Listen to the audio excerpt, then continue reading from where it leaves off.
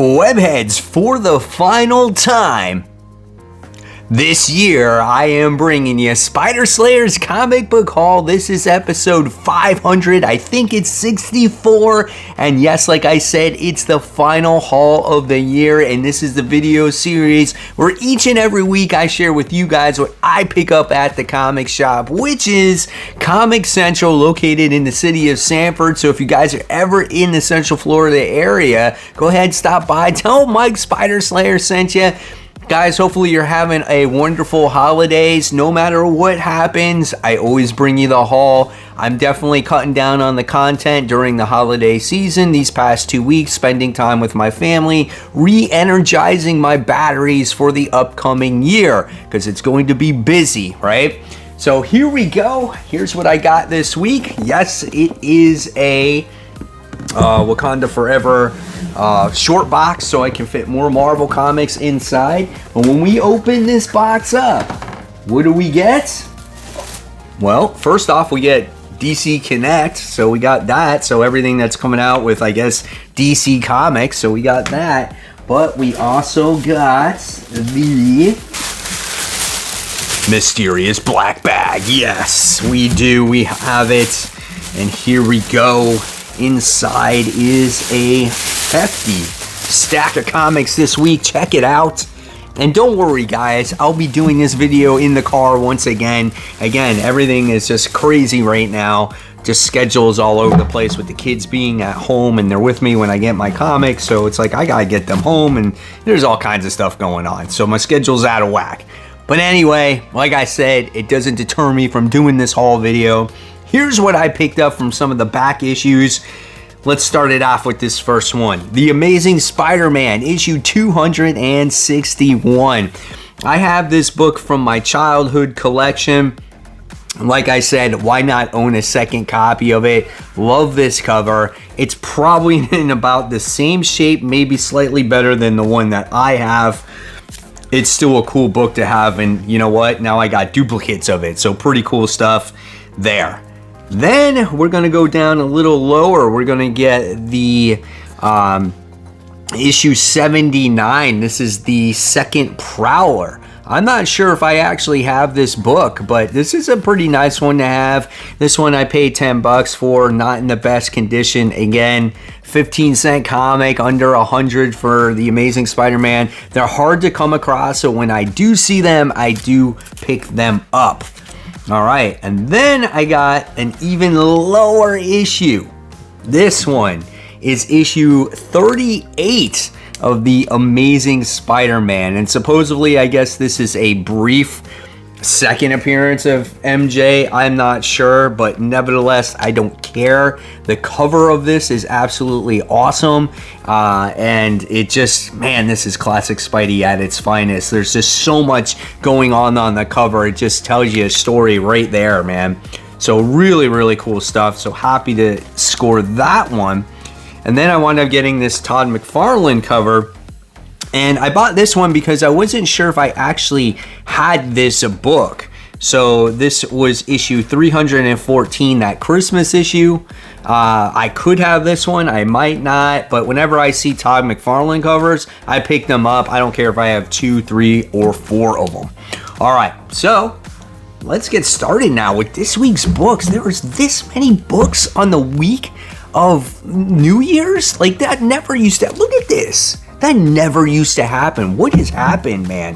Holy cow. We're going to see how many of these things are variant covers and stuff like that. So here we go. We got All Out Avengers. This is issue 4. This series hasn't been the best, but it does have a lot of action. I do like the Greg Land artwork inside of it. And there's this mystery that's going on with our Avengers here, about someone like taking certain things, their memories and stuff like that, and they're doing these battles and they're not sure what's happening. So yeah, it's been okay. It's definitely, like, not the best, but it's definitely entertaining. So we'll see what happens with issue 4. And I got that variant cover. Then I got issue 8 of Carnage. This is a fun series. I'm not sure where they're really going with it. In the last issue, We saw Carnage wind up getting a piece of malachite. I don't know if it was a codex or whatever it is, but it was a spawn piece. So I don't know if he's trying to get stronger. I mean, that's been the theme of the comic book this entire time. So here's some of the interior artwork here. Like, he's been not having a host, and he's been gathering powers and living on his own, and he's got this special mission, but you're not clear exactly what it's going to be, right? So I don't know, we'll see. But this book is good, man. I like it, and I think it's starting to pick back up here. All right, what's next? So let's see, we'll go on to some other Marvel. We got Exterminators. This is issue 4. I feel like this book is taking a turn for the better. Like, it was never really bad for me. It was always like a lot of fun, and we got to see the girls of the X-Men kind of doing battle against like Dracula and stuff like that. And now it looks like the Collector is involved, so that is pretty cool. And I think the artwork in this book is absolutely gorgeous. All the Lady X-Men look great. The facial expressions look great. Just really nice looking book, and I'm not sure again where we're going when the Collector's involved in all this, but we'll see. That's Exterminators. That's issue 4. All right, next let's pass over these independents and let's look at Strange Academy Finals issue 3. There was an announcement that this book is actually ending very shortly. I forgot what issue number it is, but it's coming to an end, and I think it was a total of 24 issues that Scotty Young wanted to do when it came to the Academy kids. Now, where they go from here, I'm not sure, but obviously there's a division amongst the against the kids. We have Emily, Eric, and Desi, and then you got all those other kids. So it opens it up right there on the first page of the division between everybody. So yeah, that's pretty cool, man. But this story's been great. It's been all about the students from the very beginning. I love the character growth. And when this series is over, let's hope that these characters hang around, right? Then we have the final issue of the Thunderbolts, which I feel like this book has been just getting started, and then unfortunately it's going to end in this last issue. I feel like it's just basically a story arc, and it looks like if you've been reading this thing, Nightmare has been behind the whole thing a while, why all our heroes are seeing or experiencing these events in their mind, and they're kind of just shutting down and whatnot. So I don't know. Great artwork, good story overall. Look, we got Thanos in there with the hammer. Dude, I don't know, man. This is a shame. I've loved this book with Bart trying to lead a team once again. That's not the West Coast Avengers, but he's not perfect at it. And I would love to see them explore that more. And it's just a shame that it ends. All right, let's see what we got here. Let's go on to some independents that I came across here. This is issue 3 of She Bites. This is really good about a vampire who is actually like super old, but she looks like she is maybe 10, and she hired a mortal to babysit her, and they have to, so she can like buy her booze and cigarettes and take care of her and stuff like that. And so she's paid her a ton of money to do this, and it's just very comical. Who puts this out? Is this Scout? Yeah, this is Scout. I love this book. First 2 issues were very entertaining. Can't wait to see what issue 3 has to offer here. Great stuff. She Bites. If you can somehow still find it on racks, I definitely recommend it. All right, and then we got another weird book out there. We got Plush. This is issue 2. Definitely a book that was, it could go one or two ways, right? And it could go either really creepy and just off the wall, like I can't read this anymore, or it could go into some crazy direction. The first issue was about this guy who was in love with this girl. She cheated on him, and now she's pregnant, and she's blaming, it's like now that he's being forced to marry this girl when he doesn't want to. So to blow off some steam, he went to this party where all these people were dressed as furries, and he went into the alleyway to get some air, and he winds up this cannibalism thing. It's just, dude, it's off the wall. It's weird. I don't know. This one looks like it's taking a much more violent turn based off of the pages that I'm showing you here. So yeah, we got Plush issue 2.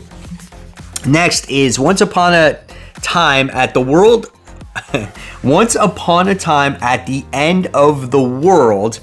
We have this one right here. So this was a good first issue about these two characters meeting each other for the very first time. It was a female and a male, and you got to see them when they met the first time, when this apocalyptic world or situation has happened, and we get to see a young, I guess, relationship building. And at the end of the first issue, you wind up seeing that something bad has happened, and it was much more later in the future. So I guess with these books, you're going to see everything maybe that's happened in between, and how these two have developed their relationship and survived this apocalyptic world.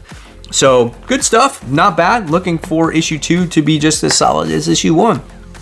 All right, got quite a few other books out here, but before I go on to it, guys, it's a new year getting ready to come upon us. Why not take the time now, join my Facebook group. It's absolutely for free. It's an extension of my channel. There's over 1,600 members, and we can have any type of conversation on there in comics as long as it's within reason and it's safe and it doesn't insult other people. It's great, guys, and I love seeing all your guys' hauls and pictures and stuff like that. So again, guys, if you want to join it, it's called Comic Book Corner 2.0 Webheads Unite. You put in the request, I'll request you. You can become part of that community, and you never know when I can shout you out on future hauls. And thank you everybody for your participation in the group. All right, so now let's show off some DC Comics. We have The Nice House on the Lake. This is the conclusion, guys. This is it. Excellent series, I feel like, but it took too long for it to come out. I felt like it lost a lot of its momentum. This book was all the rage when it first came out, and once it got to issue 6 and it took that break, I hardly hear anybody talking about it anymore. So if you get this issue, I suggest probably reread the whole thing, and you'll probably get a much better appreciation for the book. Then we have Superman, Action Comics. This is issue 1050. Oh my God, guys, let me tell you, there needs to be a Superman book in my life, because I feel horrible that I don't read a Superman book. It's like you need to. It's like a staple, right? So I'm excited that we're going in a new direction with a lot of these Superman characters and Clark coming back to Earth. And I heard that this is going to be like an anthology book now. So, you know, if it brings back Superman to maybe a way that I once read him or knew him or whatever the case may be, I want to read it. I don't know about this artwork though, but I don't know. Keeping my fingers crossed, guys. Action Comics 1050. All right. Book that seems to be okay. Punchline, The Gotham Game. This is issue 3, written by Teenie Howard. It's not a bad book, but it's not this spectacular book either. And I feel like what ruins this book, honestly, it's Batman. Like, Batman doesn't need to be in this book. You need Punchline to hold her own in a series without Batman so we can see if this character has some legs. The artwork is gorgeous in it. This is the same artist that did Robin, the Robin series. And, you know, I feel like this book definitely has potential. You know, her owning a piece of property or land so she can do like her drug deals, but it's this legalized drug that she put on the market. It's kind of weird story. She's recruited like the Royal Flush Gang characters in there. It looks like Harper Row is in this book also. You get to see that too. So yeah, you know, we'll see. I wound up getting a variant cover of that one, so that's kind of cool. Then we get probably one of the more highly anticipated books of the year. When it comes to a conclusion, we got DC vs. Vampires. This is issue 12. Great looking cover here. I mean, you got Babs basically just trying to kill the leader of the vampire, which is Nightwings, and that's got to be so hard for her there. But wow, what a great looking main cover. Interior artwork has always been solid in this book. I'm so anxiously awaiting how this whole thing concludes. Will there be another spin-off or volume? I don't know, but overall, it was one of the best series of the year. And then with that, I wound up getting the variant cover. So one of the Wonder Twins, whatever her name is, right? And that's how this whole thing started, the very first issue. It comes full circle that she's kind of like the last cover or last variant cover. So that's cool. All right. I don't know. I bought this just because I'm a Green Lantern fan. I'm jonesing for some Green Lantern stories here. We got John Stewart, the Emerald Knight. This is issue 1. I think this is continuing off of the main run that was done. So, I don't know. I don't have high hopes for this. But we'll see. We'll see. All right. I said I wasn't going to buy this because I wasn't a fan of the first issue. However, I guess I put it on my FOC, Extreme X-Men issue 2. If anything, though, you cannot deny the cover. This cover is absolutely gorgeous with Wolverine on there, and maybe the story will pick up. I just wasn't really into it. It felt real jumpy. The writing style seemed very dated as well. Some characters just didn't say things that meant any sense to me. But we'll see. Maybe now that I have it in my hands, I'll read it and we'll see if it picks up. And if not, then I'll make sure I'll drop it at issue 3. All right. Then I wound up getting a Venom issue 14. This is the extreme variant where Venom has got freaking rocket launchers and heavy artillery attached to him. And this is this is a dark web tie-in, right? Yeah. So we're gonna see, I guess, more Spider-Man, more Venom, or maybe we're gonna see how Chasm recruited Venom to be part of Madeline Pryor's little, story here. So we'll see. So far, the dark web tie-ins haven't been all that great. They've been okay. I thought the X-Men one was like a holiday special, which was okay. The Goblin one was okay. Ms. Marvel one was not good at all. Didn't need that one. But I think this one might tie into the story more since Venom is a major player in this book. So yeah, we got that one. All right. Next we have the Timeless issue. And I got the Miss Minutes variant. I thought that one was cool. This is basically like a glorified preview of what's to come in Marvel for 2023, which I think is pretty neat. I think it's a creative, idea to get people excited about maybe certain stories. So I think that's kind of fun. And if anything interests you, put it on your pull list now. Look for it. Find out when it comes out, right? So yeah, cool cover. All right, next, I wound up getting She-Hulk issue 9. I wound up getting the Extreme variant edition. I like all these extreme ones. Last issue, we got the introduction of who these characters were, like what the story was, right? Her name's April, and then I forgot his name.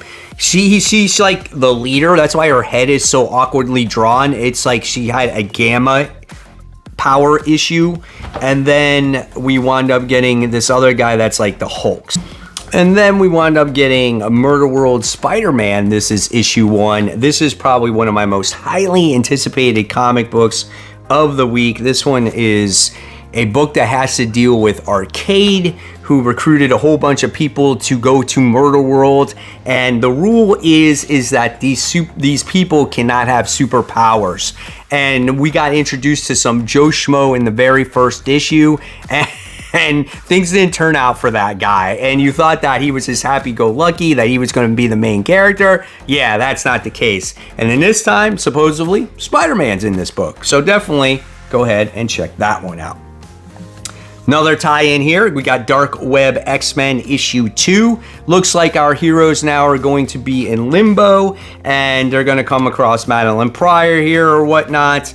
Where it goes from there, though, I'm not really sure, because the last we got left off was, yeah, they were in limbo, and now they have to confront Madeline Pryor in the book. So again, how does the X-Men tie into this whole thing besides Madeline going after Jean Grey? I'm curious. So again, we'll see what happens there.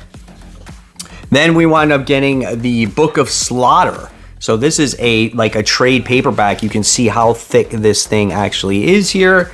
And this has everything that has to do literally when it comes to like the houses and everything that represents them. There's actually a comic in here too that talks about the characters also. So that's really cool. And then when it comes to the Amazing Spider-Man, we got issue 16. This is the legacy numbering. This is issue 910. Really nice cover. I guess this is like a McFarlane cover.